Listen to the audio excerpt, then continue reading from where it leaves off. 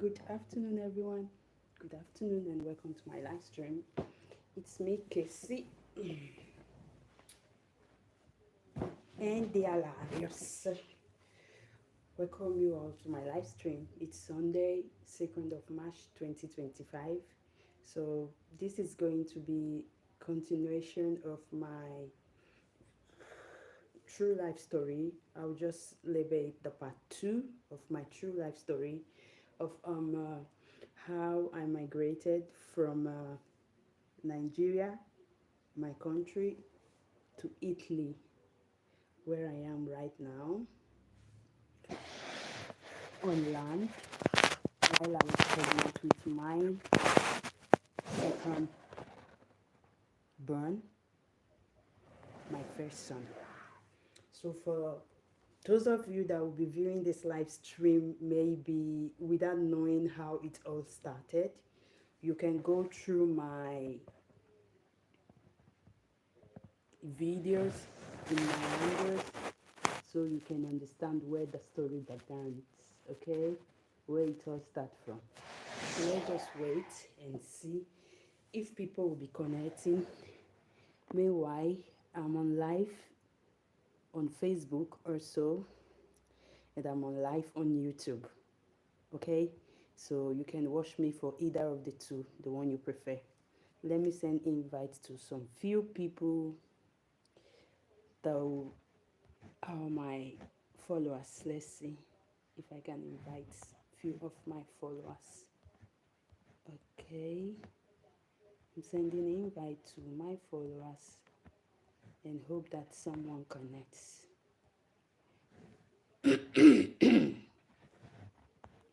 I'm sorry, I'm having this little throat crash, so that's why I'm always trying to clear my throat.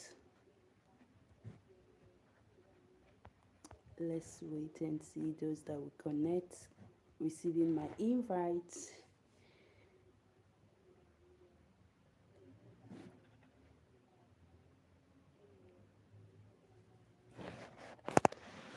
Okay.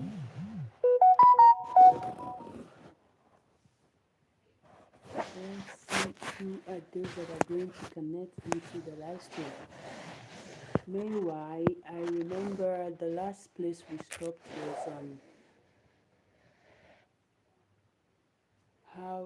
was how I arrived in what is it called, Saba, in Libya.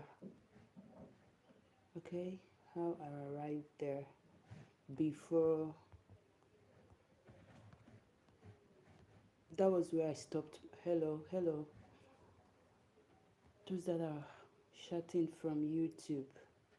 Hello, YouTube viewers, and hello, Facebook viewers.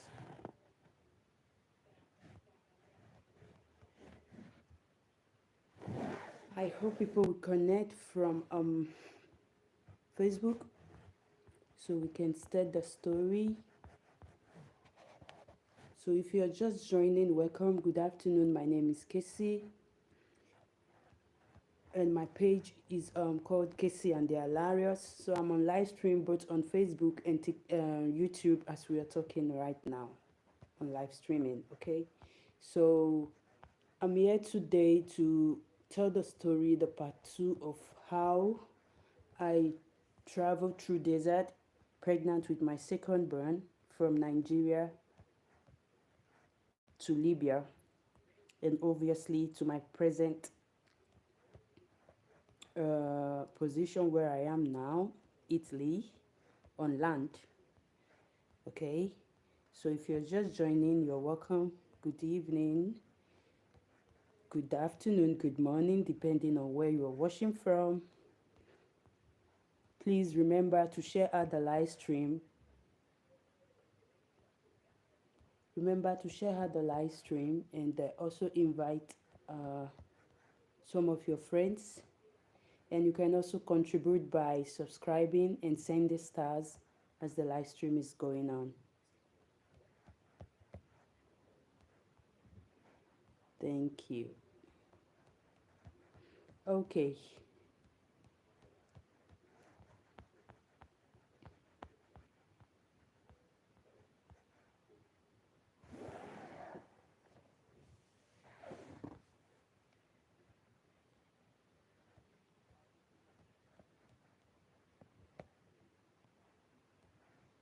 Let's hope that people are going to connect. I'm just going to wait more. Let me see. Okay, let's wait 3 minutes more. So I know I waited 10 minutes before the live stream comments. Okay, 3 minutes more and the live stream will comment. I'll start telling the story, the part 2 of the story actually, because I have made that part 1 and I uploaded it on my YouTube channel, Cassy and the Alario. So for those of you that are not following me yet, please give me a follow and also hit on the notification button whenever, so that whenever I'm on live stream, you will be notified. Okay? Thank you so much. I'm going to make the video a short one. So for those of you that are not just connecting or watching this live stream for the first time, you can go to my YouTube channel, Cassy and the Alarios, to watch the part 1 of the story of how I migrated from from Nigeria to Libya, and there to Italy on desert while I was 5 months and some weeks pregnant with my son. So if you are my follower, you will know the story. If you are not my follower, you can go watch the first video I uploaded. I'm using the same name in all my handles, Cassy and the Alarios, on Facebook, on TikTok, on YouTube. Okay, I also have other platforms like other Facebook page, which is Cassy TV. So you can go and see all the videos. I'm so sorry about this clearing of truth. It's like, oh, it's inching here because of cold. Okay, I just hope, okay, we still have 1 more minute to go. Good evening, Moses. Good evening. Welcome in. Thanks for joining. I'm greeting someone in Facebook. Hello, hello from YouTube. Okay, Moses, how are you doing? Please share out the live stream, guys, and also help me to invite some people. Thank you.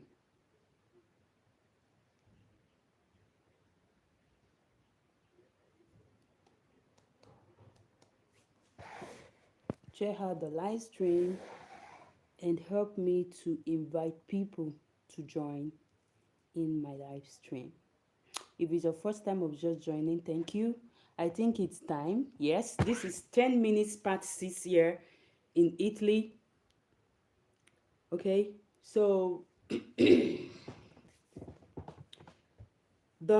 my story goes like this.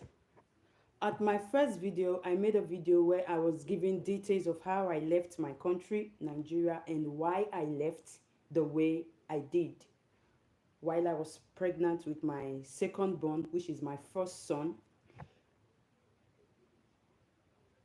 traveling by land, of course, crossing through the Sahara Desert when I was still pregnant with my son. Okay, so now the continuation. I remember I stopped at when I was in Sabah. Okay, that was where I stopped the first video. So when I got to Sabah, I spent, I think, a week or 4 days, let's just say 5 days there in Sabah. I was still under the process of migrating because I haven't gotten to my destination. So I stayed in the pusher's house. He was a married man with a kid. Okay, so I stayed there for 5 days or a week before I made another move to my destination. So the whole thing was, being that I left my country devastated, desperate, not desperate, I left devastated, okay, frustrated, heartbroken, and with pains. And my mission was to go and end it all, like to go and cry. I I really had no choice of making or planning for my trip. So I had to use through the connection of somebody to leave Nigeria. So getting to Sabah, I'm supposed to wait for the person to call me and tell me what to do next. Okay. So I waited there for days, week. I think. And there was no call coming from this person. I tried calling the person number was not going anymore. And the whole thing was like, how we go, because I knew I accepted the what is it called, it was an agreement. Okay, so the agreement was I will go and be a wife to somebody that is looking for a wife. But my mission was, I know I'm not going to make it, because desert was, I know it was very risky. I go through Google, I read a lot about the traveling on land stuff in desert. Ciao.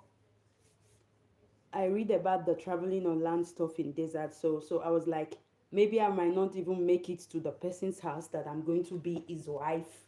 Okay. So I agreed. I was not forced, mind you. I was not forced to leave Nigeria. Nobody forced me. It was my decision, because I wanted to go and end it all in the desert. Being a pregnant woman, I was like, it will even quicken it the more, because I can't stay without good food, sleeping well, and all the stuff is not too healthy for somebody that is expecting a baby. So that was why I really go for that mission, because I thought I was not even going to make it to the person's house they are sending me to in Libya to become his wife. So I left. When I left, I after waiting there for some weeks, this person is not, the number of the person that is giving me this connection is not going anymore. I had to call. I'm not supposed to call. Bonsoir, Dari. I'm not supposed to call. I am not supposed to call the person that I'm going to. Is the person that is supposed to call me. But being that I have the number of the person that I'm going to be his wife as arranged, I had to call the person and tell him, see, it has been days now. I was stuck here in Sabah. I'm not sleeping well, because I was really not a lover of cats. I was really not a lover of cats. I love dogs a lot, but I can't stay where there is cats. And this house where I was living, there was a cat. So I find it difficult to sleep at night, because the cat was running around the house. So I had to call the person I was going to meet in Libya, Misrata to be precise. I called him that I am here, I am stopped. The number is not going. Happy Sunday, Victoria. That the number of the guy that is directing me is not going anymore. I can't stay here anymore, because I don't sleep well because of the cat that was in the house. So the person was like, okay, don't worry, I'll take it from here. Okay. So the person now called a driver to come pick me up. Okay. So the driver came, picked me up. We drove for hours. I think about 4 hours, and we got to the destination of where we are going. So when I got to Misrata, then I didn't know it was called Misrata, but now I know the names very well. So when I got to Misrata, everything we are doing is order hiding. You know, at my first video, I explained how I was dressed. We were wearing this jab on our heads, wearing our jalabia, covering our heads and all that stuff, like, and the way the Arabs dress according to their tradition, because you can't wear normal shirt and jean on the street. So when I got there, the guy came to wait for me at the roadside. When he saw me, he picked me up, put me in his car, and we drove to his house. Getting to the house, I was scared, because I don't know this person, and I know the plan was not to go to this person's house, but I had to call him to come pick me up, because I was really exhausted. I can't sleep, I can't eat, nothing. I was so tired. So I don't have any other choice than to call the person. What I did was, hello. What I did was go to his house. When I get there, I was scared, because I was pregnant, and this person never knew about the pregnancy. The guy in Libya that is supposed to be my arranged husband, as agreed before I left. Okay, so he didn't know. They didn't tell him that I was pregnant, so I was afraid, because the pregnancy was already showing. I left when I was 5 months and 3 weeks pregnant, so I got No, 5 months, 5 months and some weeks. Five, not, no, no, just five. Let's say 5 months because I stayed all through my journey. I spent 27 days in desert before I got to the house I was going to, or the destination, or the person I was going to meet rather. So when I got there, I was scared. I go inside the house. He said, "Come in." I entered. I sat down. He was so happy to see me. I don't know him, but he was so happy from his face expression, the warmness, how he welcomes me. He was with his boss, an Arab man. Okay, so what happened was he said, "I'm sorry, I don't have enough food in the house, but I'll just run to get some food. You go and get a bath and relax because you have really journey a lot, like suffered a lot in your journey, so I can see you are exhausted." Okay, I said okay. But me being that type that likes a organized place, a arranged house, I was unable to sleep, I was unable to relax. So what I did was to start cleaning because I noticed the whole place was dusty. The whole place was dusty, it was dirty and disorganized. So I had to start organizing and arranging and cleaning. So when he came back, he was like, "No, you're not supposed to do this." Cut long story short, he came back. I prepared food. We ate, and it was night. I was afraid, but I had to tell him because I know I was going to sleep there. So I, in the night, I called him and I was like, "I want to say something to you." He was like, "Okay, let me hear." I told him, "I'm sorry. I don't know if you were informed, but I'm pregnant. I know the arrangement was to come and be your wife. So you are the one that has paid for my journey. So I'm pregnant, and this pregnancy obviously is not yours. So I don't know if it is okay with you having me with my baby." The man was like, "It's fine. It's not a problem. I don't have a child. I've never had a child in my own life. I don't have a child in my house in Nigeria. I don't have a child in my house here in Libya." So it's a double blessing for him, like he described it. I said, "Okay." So I was a little bit relieved. Now I can sleep well without being scared.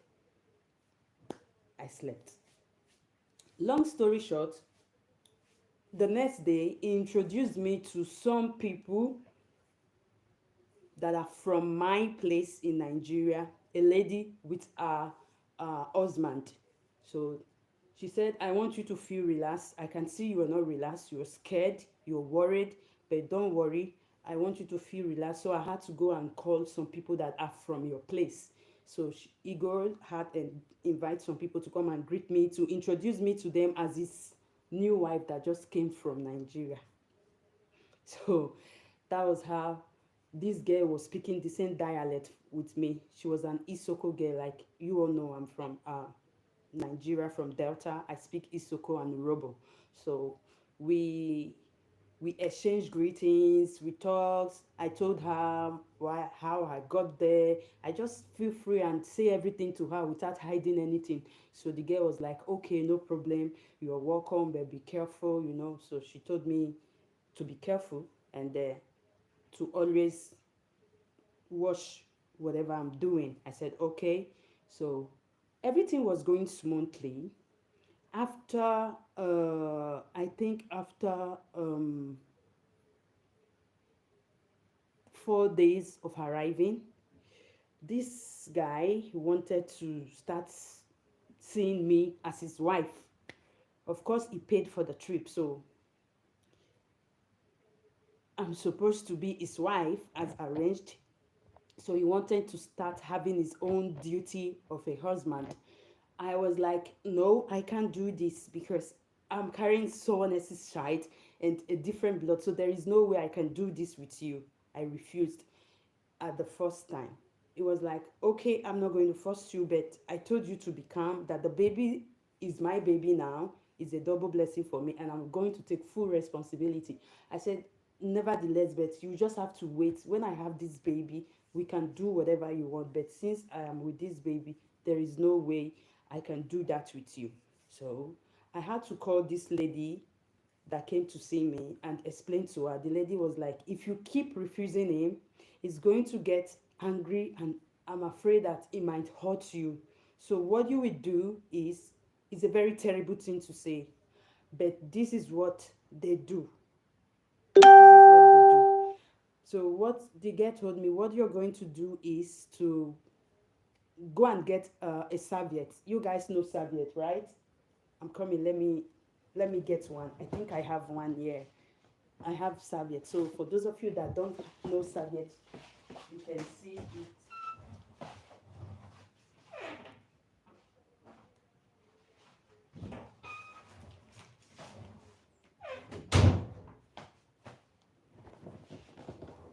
So she asked me to go get these types of wet serviettes.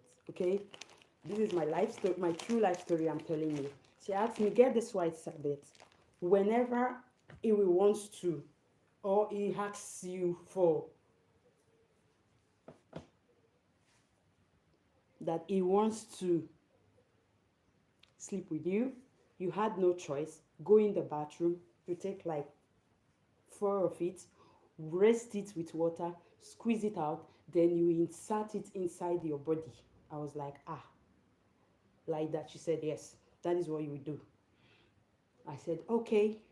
He said, so you can let him do whatever he wants to do. Afterward, you go to the bathroom and take it out. So whatever is going to put in your body is going to remain there in the serviette. It will not pass through to the other side. It's very awkward to say. But these are some terrible experiences that I had with my son's pregnancy already. It was really bad that I had no choice but to do that. And this was how I keep doing it, because when I arrived in this house already, I was 6 months gone, and I was unable to go for antenatal because I don't have documents. I don't have my passport. I traveled illegally, as you all know. So I'm sorry. I'm emotional. So what happened is we keep doing this together to avoid him being hungry and hurting me, okay? So that was how it went on until I gave birth. So on that fateful day, it was on the 24th night that I start adding contraction, February 2015. I start adding contraction. I I had to call him in the evening, towards in the evening. I called him. He said he's already back from work, so I had to wait until he comes back. When he came, he was like, okay, pack up some of your things and let's go to the hospital. I had to go to the hospital just a week before I gave birth, with the help of one lady that used to clean in the hospital, a Yoruba lady that helped me to register for antenatal. So they had to do all my checkup to make sure I'm fine, the baby is okay. So my second appointment is for a week later, but unfortunately I started adding contractions before the next one because I was due already. So I had to pack up my bags and we go to the hospital. I went to the private hospital where I was doing my antenatal. Since I don't have documents and all those stuff, they had to refer me to Miss Rata General Hospital to go and give birth there in Libya. So I went there. I went there with the guy, and that was how I stayed all through the night till the next day morning, early in the morning. It was 25 February now. Still, I have not been able to give birth. So they noticed that I'm having some complications. The baby was too big, it's overweight, and I'm having problem pushing him down on my own. They had to put a tracker. They did a lot of things. They left me there in the labor room for hours. No way. At this point, there was like, it's at risk. The baby is at risk.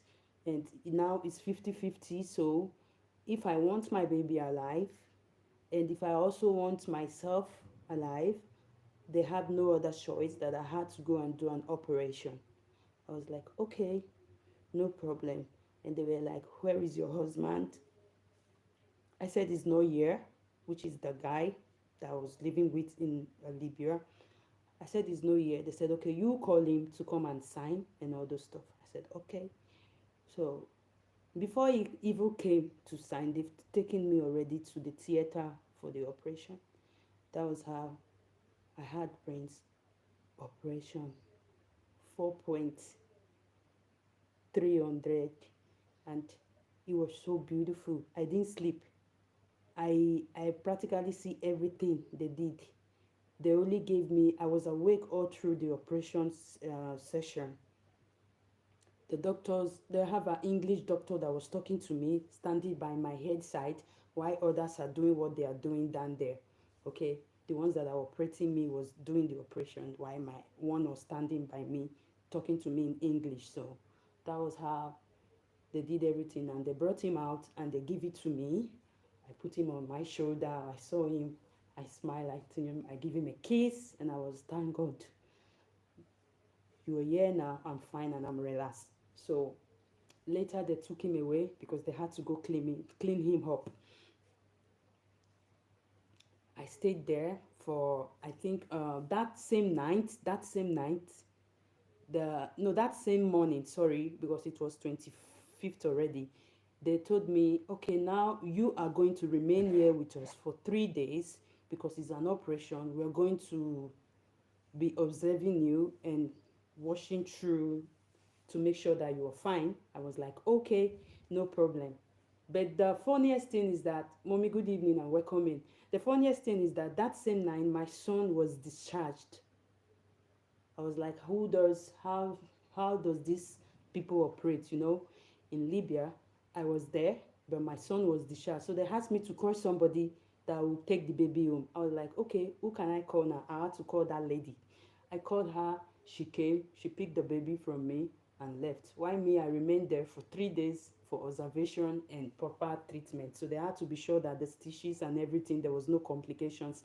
After 3 days, I discharge, I pick my baby from the lady, and I go back to my house where I was living in Libya. So what happened is everything was going fine. I had a very wonderful omogo, if I'll put it like the African says.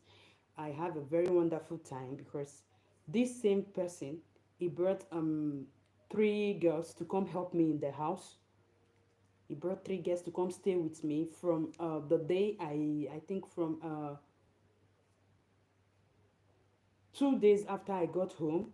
He brought these 3 girls to come stay with me. So I have the one that do my cooking, I have the one that do my washing, I have the one that help me with the baby when the baby is crying. So I practically do nothing. So it was like a bed of roses for me. So after some time, I heard from that person that was giving me this connection to go by land on Libya. He called and he was like, how are you doing? I'm fine and everybody's okay. So and he said, okay, nevertheless, you just have to be careful because that was not the plan. That was not the plan. But be careful, and I hope it's not going to change because according to them, he was a dangerous person, the person I was living with in Libya. So I never understand all this. Being that he's been a good person to me, practically providing everything, before I will even say I want this, they have gone to bring it. The I don't wash, I don't cook, I don't clean. I don't wash, I don't cook, I don't clean, I don't do nothing. Okay? So that was how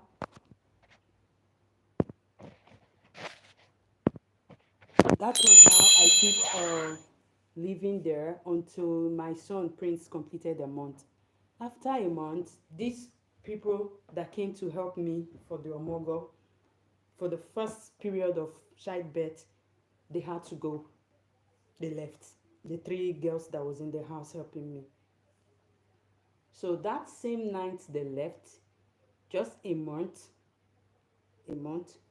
That same night they left, the person I was living with there, as my, how will I put it? I don't know how to call it either. As my proposed or arranged, okay, no, it's an arranged, as my arranged husband, according to the agreement before leaving Nigeria. Was like, okay, it's been a month now after I gave birth, so he wants to perform his duty. I was like, no, I just gave birth and it's through an operation, so there is no way you're going to do this. It's too early. Let's give ourselves time. Who asked me to say that? Just that word I say, I have spoiled everything. Like everything. Before I know, the devil or the demon in him arose and he was like, here in this house, you do what I say. This house is mine. I pay the bills. I feed you. I provide everything for you and this boy. So the two of you are mine. There is no way you are going to refuse me of my duties. I was like, I'm not refusing you. I'm only asking you to give me time to heal. He refused, and the next thing I noticed was I was on the ground, bleeding. He hit me so hard that I even lost consciousness. So what happened is the only thing I can remember very well that I still have in my memory very clear was it was just hitting me, my head, my face, anywhere his hands meet. I was trying to cover, but no way. I fell down and I hit my head on the floor, and on, with his knee, he was using his knee to press that place there on my lower abdomen where they cut me to bring out the baby. He was kneeling there and was strangling me, like holding my neck with his two hands. I thought it was joke, but this is real. It's not joke.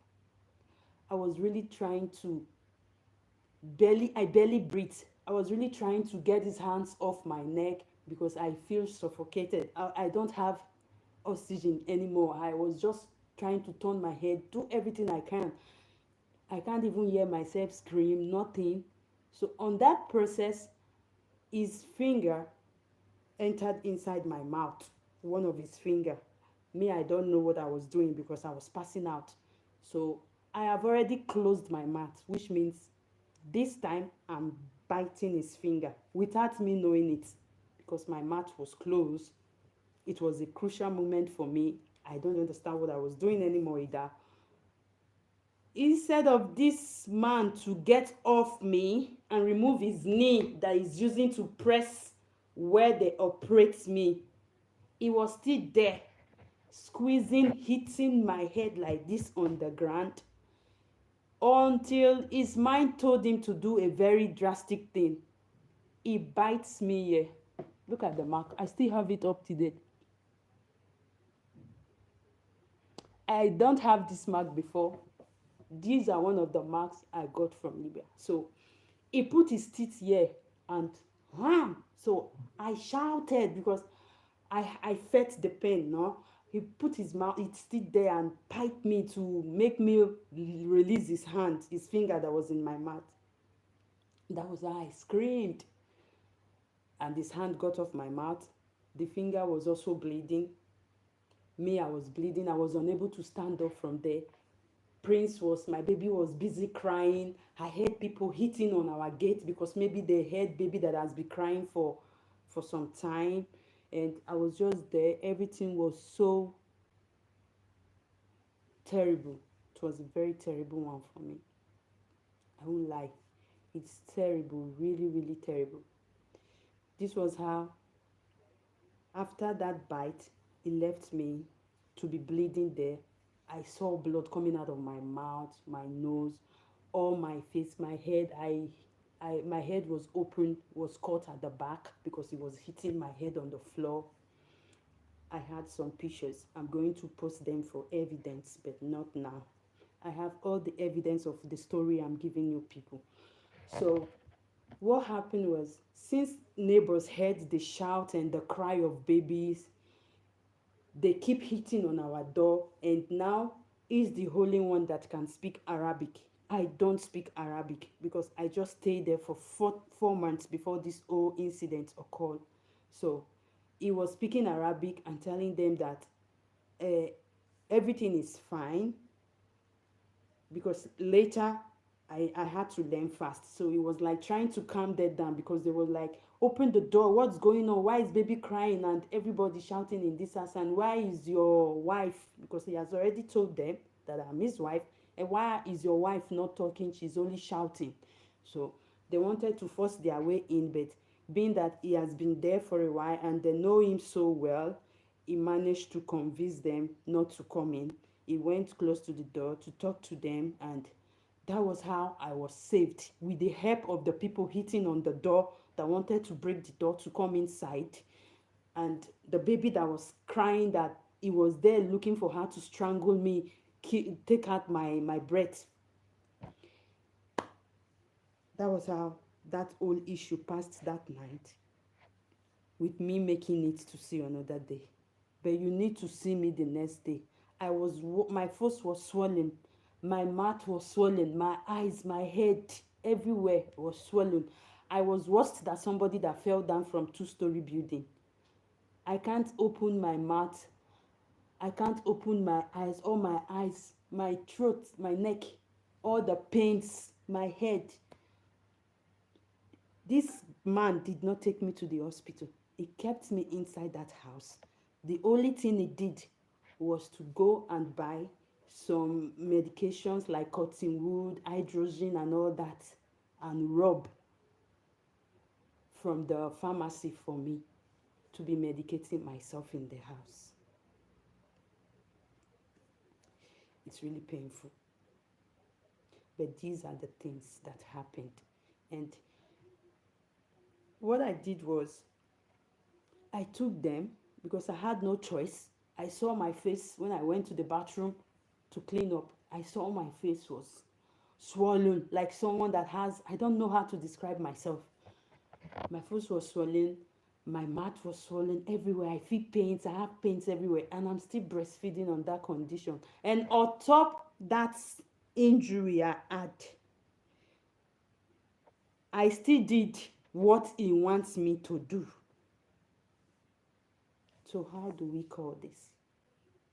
Animal in human form. People are suffering. People are dying in Libya. Guess. Majority, men are also suffering, but girls, ladies are having a horrible time. So this was the same person that welcomed me, that did everything, that made me feel relaxed. Just because I said, no, give me time. He almost took my breath from me. God saved me that night that I did not spy. It was God. So what happened was, I keep medicating myself in the house. It takes a week. I was using both hot water, everything, highs, to be helping myself to reduce the swelling. And after some weeks, I gained myself gradually.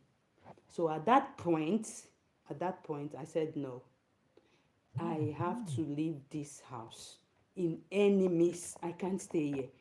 This person is going to buy me if I refuse him again. So from that day until the until I left that house, I had no choice to say no. Whenever he says I will just say no problem.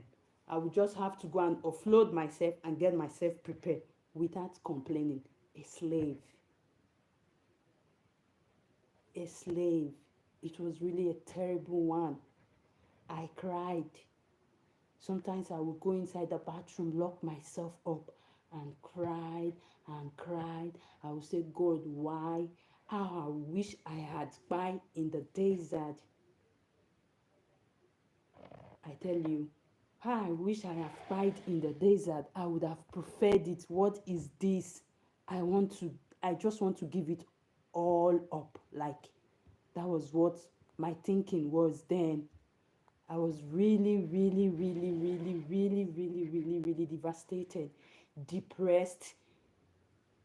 I was really struggling with my mental health also then, because it was really, really heartbroken for me, because I have a baby, I'm a nursing mother. So, cut long story short, I had no choice, but as a believer, I'm a practical Christian. I believe a lot. I believe the word of God. I trust in God a lot. I used to be a singer, but something happened that I had to backslide from singing. That will be a story for another day. So, as a believer, I said to myself, this is the time I need to use my Christian faith, or as a believer of the word of God, of the things of God, or of miracle. I had to put it to work now in my life. So what I did, to make what story worse, this guy took my phone and my SIM from me. My people are worried. My mom can nobody can reach me. My mom, my brothers, everybody was worried. Nobody can reach me anymore. If they called him, luckily for me, I've also distributed his number, his personal number, to my people. So if they call me, my number is not going. They will call him, and he's always like, I'm not at home, I'm at work. Even if he come back to the house, he will not tell me, he will not give me phone to come, until my people keeps calling. They insist and insist and insist, because they were scared. They know I have a baby, and they know how situation was before I left home. So he had no choice that one day he had to agree to give me phone, but he was there, so there was no way I can say anything that has happened. I was like, I'm fine. My phone fell in the water and got spoiled. I just have to make up a story for them to feel relaxed. So everybody's fine, everybody's okay. uh, I had to tell them, okay, don't worry, I will call you guys on video call by weekend, so you can see me and be relaxed. That was how I had to clear suspicions that are already coming from my people's side, my family. So, back to my story of being a believer, I was like, now I have to have faith. The only thing that will make me come out of this house is a miracle. I don't know how I'm going to come out of this house, but it will be a miracle. So, what I did was, I go to YouTube and I start watching these prayers on YouTube. I remembered at that time, 2015, it was one pastor in South Africa, Prophet Bashir. I remembered his name very well. So it was that man. I just opened my YouTube and right through, and I saw these guys this thing. So I was following up his program, his prayers, everything. Sometimes when he's on live, I would just connect immediately. That was how I also did. They were organizing a fasting. I was like, yes, this is the time. With this a 1 week fasting, this will be the time I'm going to use now to break out of this bondage, because this is a bondage. I don't want to give it up here anymore. I want to go. Then I was really ready to go back to Nigeria, my country. I was like, I want to go back to my country. No, it is too much. You can't come out. You can't go and buy things in the market yourself. You, as in working there in that country, Libya.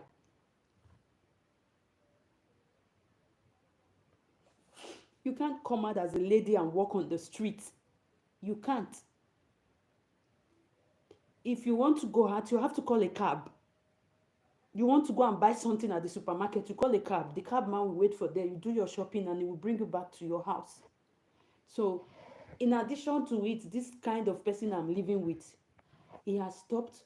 He has blocked. If I want to go for a vaccine for my son, then I remember he will call the taxi for me. The taxi will take me there, wait for me, and he will bring me back home. Anywhere I'm going, it's always this taxi. He will call this Arab guy that will come and pick me, a Libyan person that will take me to where I'm going to, will bring me back, he will pay the person, like that. So, to cut long story short, what happened was, after the fasting, I was believing and hoping God. I said, God, please, just do this for me. Just do this. So he gave me back my number and my phone, because I started acting to whatever he wants. I never say no anymore.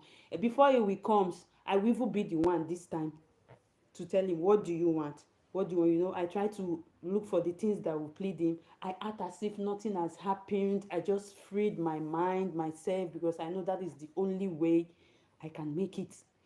So he also forgot about the past, because me, I put the past away and I had to act as if everything was okay. So a day he gave me back my phone, my line, everything. So we are there in the house, living our life. I'm still hoping, I'm praying. I called my brother. I told my brother about the situation. My brother was like, no, it's not true. I said, yes, this is true. I have photos. I saved them, but I don't know. Anyhow, I want to leave this place, please. My brother was like, okay, just calm down. After some time, that's my brother I told you guys about in my first story that says I should never for once think of going through desert to Europe or any country. I should not pass through desert. I don't want to see me. I told you guys that has traveled some years ago, and he traveled by land. Obviously, he had this bad experience that he don't want any of us, his siblings, to experience also. So he was refusing me for traveling. So that my brother, at that period, I called him and I told him that my brother was also in Libya, but he didn't know that I was in Libya. He was in another state. He was in Sabah. I was in Misrata. So what happened that I called him. I had to ask my people back home from Nigeria to please give me his number. They gave me his number and I called him and he was like, who is this? I had to explain. He said, hey, somebody told me that they saw you. I was like, no, it's not true. So it's true. I said, ah, brother, not true. I beg, you need to help me. I'm dying. He said, hey. You see what they tell you now, what I know they hear, you don't want to listen. I said, please, this is not the time. Just help me. He said, because of that boy you are carrying, because of that child, I'm going to help you. But just play cool. Act as if nothing has happened. Okay? I said, okay. So that was how he sent somebody to come and see. He sent somebody to that house. The day I called him, the following day, someone came to greet the person I was living with, the man I was living in his house, as a friend. And this man introduced this person to me and said, this is my brother's. You know this person through my brother. I was like, ah, my brother. I was acting as if I know nothing. So long story short, the person came and he saw me, the whole wound has healed, so there was no evidence that I had that bad experience. So the person left, but he went to tell my brother, yes, your sister was in that house, and from what I'm seeing, I think physically she's okay, she had no scars, but I don't know if she wants to stay in that place. So the person left his my brother's order number for me when he was going. He came to the kitchen because I had to prepare, now, welcome visitors and all those stuff. So the person left his food for me. Amen, ma. So what happened was, uh, the person left. After the person left, I keep believing. So a day, what happened was this. My brother also find it very difficult to come and get me out of that place because the way their house is built in Libya, you don't see the house. The house will be like this. The fence will be like this, like a prison. So you don't see outside. You that is inside your compound, you can't see outside because the fence is above their house, and their gate is not normal gates. Both the gates they have in the doors, they are all made with the way we do gates in Nigeria, with how would I put it, as in entrance gates. If like all this modern house in Nigeria, that the gates are ironed, are made with iron, even inside the house is made with iron. You will see only one small window. Me, if I want to see outside, I will go to the bathroom, be peeping from the bathroom, and at the other side I'm seeing just sea. Is a beach. There is a beach close to our house, so there is no way anybody can see you or help you there. So I was like, this door will open. I entered from the door and we go out from the door. I'm not going to run, because if I try, I will have to climb with my son, and how do I jump over that high fence with my baby? So that was how I keep living there until my baby was almost 4 months. 4 months. It was 4 months. And finally, after the prayer and the fasting, something happened. This is a testimony time. Something happened. What happened is that the landlord that had the place we were living, he had a fight with another Arab family, and he killed that family people's brother. So they now came to do a return march. They have gone to his house, they didn't see him and his family, so they were practically going to every of his house, all of his houses that were on rent. So we were one of his tenants. So they came to our place now to look for him. When they came that night, I was wearing singlet because I was in the house, wearing singlet and wearing a trouser, a leggings. So they just hit on the gate, boo, boo, boo, boo, boo, boo, boo, and this guy opened for them. When he opened, they were speaking. They were like, I should go because they are like that. They don't want to see you with your body opened. So they said I should go inside and dressed. Then I'm understanding the language gradually. So I had to go inside and get myself dressed. When I get myself dressed, I'll just put on my jalabia, put on my everything, tie my hair, wrap myself up the way they used to do, how they used to dress there. And I came out. So they were like, they're looking for our landlord. They were like, there's no landlord there. They say, well, how many of us are in the house? The guy was trying to calm them down. See, just me, my wife. See, we even have a baby. They say, baby is in this. I say, where's the baby? Say, he's in the room if you want to see. So they marched inside. This one I'm telling you, it's not play. That was the first time I saw arms. Like, where you say, how do they call them? Machine gun, all those they are explosive things they are using like that. That was when I saw it. And they were all shouting, crowd, people with cars. They came with like 4 different cars filled up. All of them were carrying arms. They were really, really, really looking dangerous. Like, I was so shocked. I started shivering.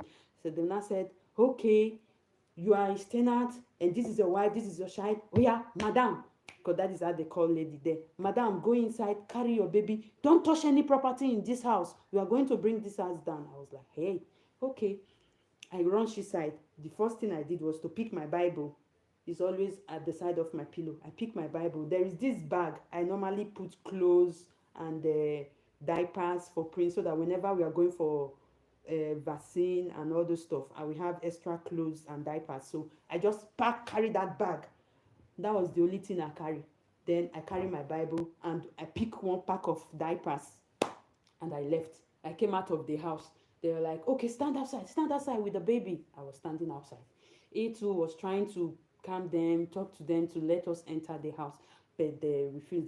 They asked to take us somewhere else. This time they drove us from that place to an uncompleted building, a house without a gate, a house without a door. They said, you people will be staying here. We are just doing this for you people because we see that you people have a baby and the baby is still very small. So we can't just throw you out in the streets without giving you where to sleep. When we got there, the foam inside the house is like this. All those prison foam, and no windows, no door. They just put all those tear curtains to cover the place up. And we were there. So the next day I was like, okay, since they said we cannot enter our house, let me go to the house and pick up some clothes for myself, because I didn't carry anything for myself, and pick up some baby things like bath and other stuff, then carry some food that we will eat. When I got there the next day, they've burned down that house. Hey God, they've burned down that house with this passport inside the house. Me, I don't have passport, with the man's passport inside the house. I was like, hey, I did not see anything to pick from that house. Everything was burned down. I saw the fridge burn, everything, the washing machine burned. I was like, they didn't even say they should carry it, they burned it. Okay, I left. I go back. When I go back to where we are living, I had to call my brother and tell him, look at the situation. My brother was like, really? Okay, no problem. Just relax. Don't act too fast. We have to be calm. So after everything, I said I could not wait for my brother again. I cannot wait to. What I did was, the day he told me, since we cannot stay in this place, no light, no gas, nothing to cook, we are now living somehow. He don't like the environment, so he want to go and start working to get money so we can rent a better apartment. I said, okay, no problem. He went the first day, he came back, I was at home. He went the second day, he came back, I was there. The third day he came, I was there. The fourth day he came. The fifth day, as he left, I didn't even call anybody again. I just picked that bag. I said, God, take control. I heard my son and I pray. I say, we are doing this together. Let your luck shine and cover us. If not, in this issue, we fight together. I'm not going to leave you here. And you are not going to leave me also. There must be a way out. So I had to run because my brother that I was calling is in Nigeria. How can he come and help me in Libya? So I had to find a way for myself. I carried myself, carried my baby, and I run from that house after this guy has left for work. That was how I run out. I ran out of the house. I went to the street. I was stopping any cars that was passing, and the guy stopped to help me. But the guy that stopped to help me was a slaughter person, because the car is that car they use in carrying meat. So I saw meat there and blood. He said I should sit. Me, I didn't even select. At that point, I entered. I sat down. I sat down. I sat down there. He drove me to the town, because where we were staying is a little bit far from the middle of the city. So he had to drive me to the town. And luckily for me, this guy stopped at the front of the police station. So as I just said that he's at the front of the police station, I said, let me just stand here. I'm not going anywhere because I don't hear the language that much. I hear just little of it. I can only answer, how are you? What is your name? Like that. I don't know how to speak much.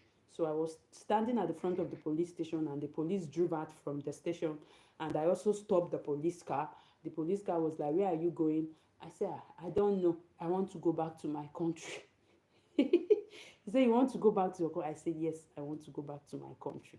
So that was the police guy helped me to the park, and I was trying to pay him. He said, no, I should keep the money, that I don't need the money. I get to the park, I tell them I want to go back to my country. They say, your country? Say, where is your country? I tell them my country. They say, okay, enter motor. Enter motor. I entered motor. We drove for like another 3 hours again. I see myself in Tripoli. Ah! I said, but I want to go. They say, it's your country you are going. So that was how I got to Tripoli.